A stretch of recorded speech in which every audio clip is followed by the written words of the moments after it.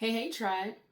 One of the best things that we can do to prepare us for the following week is to prepare during the weekend so that we are ready for the next week.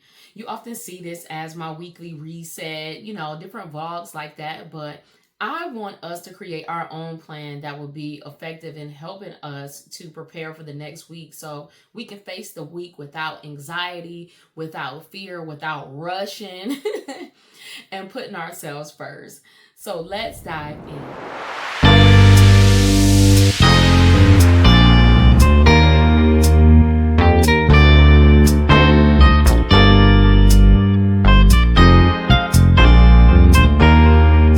So let's dive in. If you're like me, I love to watch vlogs. And I'm a vlogger as well, but I really do enjoy watching vlogs. And one that you often see a lot of creators do is a weekly reset where they're probably cleaning their homes. It's usually like a Sunday and they're cleaning, they're meal prepping and doing all the things. And you might be like, that's cool, that's nice, but that ain't gonna work for me. Or, you might try to throw the whole thing away. But the thing is that I don't want you to throw the whole thing away, but to pick out the things that would be helpful for you to do your weekly reset. Now, for me, my resets take place on Saturday because Sunday is my Sabbath rest day. I ain't doing nothing on a Sunday except going to church. I'm not trying to do anything. I even cook on Saturdays for Sunday so that I don't have to be bothered with cooking unless we're going out to eat or something like that, which we mostly do that like on special occasions and things like that. But the truth is that you have to plan for your rest first. I think a lot of times we're so focused on doing the things that we forget to rest our minds, rest our bodies so that we can be rejuvenated, so that we can be prepared for what is to come, and so that we can face things head on with a clear mind and a strong body. And so rest is very important. So I would suggest that the first thing that you plan is your rest time, because a lot of times we throw that out the window or we don't even have a set rest time.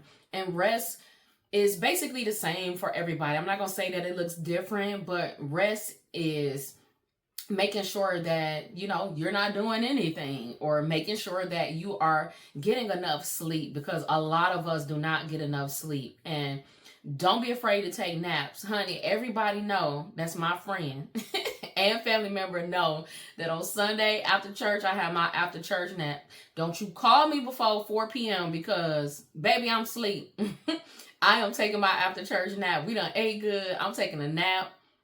I got YouTube playing something in the background so that I can fall right to sleep, and I'm getting a good nap in, because that's how I reset. So make sure that you are planning your rest.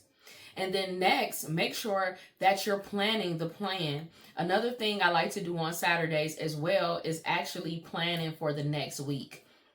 For me, the week starts on Sunday, so Sunday to Saturday. So since Saturday is the last day of the week, I like to reflect on what went well the week before, and then take what was good and move it into the next week, and then replace the things that didn't work out so well, or the things that I may have gotten away from in my routine and things like that. I'll make sure I'll add it back in or take out what doesn't belong. You want to have time for a reflection and to think about the things that are working, because a lot of times we end up in this hustle because we didn't take the time to see what worked and what didn't work. So make sure that you are planning for that.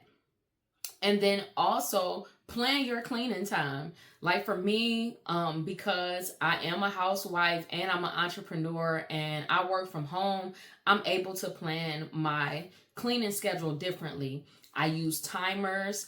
I do different activities on different days. I try to stay away from doing everything in one day, because sometimes that can be really overwhelming, especially with laundry.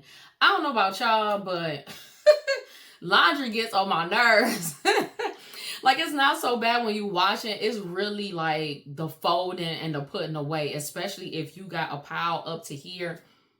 You be like, who got time for this? Don't nobody feel like doing this. So what I do is I do a load of laundry each day until the loads are gone. Now, I I don't do small loads. I wait till it's a nice size load, and then I wash it that morning. And that way, when I'm working out in the morning or I'm having my devotional time, it's being taken care of. So I ain't got to worry about it. And then towards the end of the day, then when I'm chilling and maybe I want to throw on a little YouTube or something, I can fold it and put it away, and it's not overwhelming because I'm not doing towels, clothes, underwear, day laundry, my laundry, the sheets, the everything, you know what I mean? So you want to plan out how you want to go about your cleaning and how you want to go about upkeep. But make sure that you're also including yourself in that. Because I think a lot of times that when we're planning so many other things, but we don't plan the things that we need, like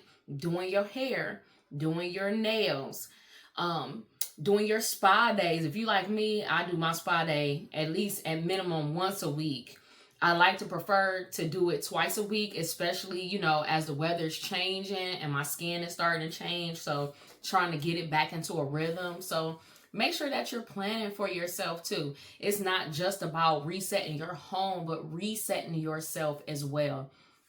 Don't neglect the things of yourself before you start focusing on and diving into everything else.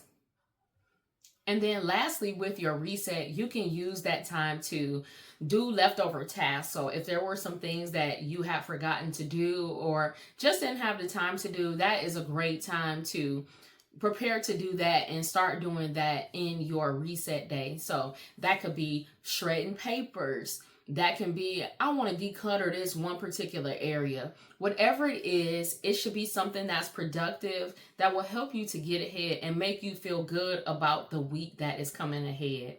These type of things help with clarity and creating space to receive the things that you have been preparing for, right? So you want to do a type of reset routine that will have meaning for you, that will help you to feel fulfilled, but also put you first, so that when you do the rest of the reset for the house and for the kids and for the husband and whatever, whoever, the dog, everybody else, the chickens, whatever, that you don't feel like you're depleted. You don't feel like you're being mistreated, but you have properly planned so that you can put yourself first. Your needs are taken care of as well as your household needs.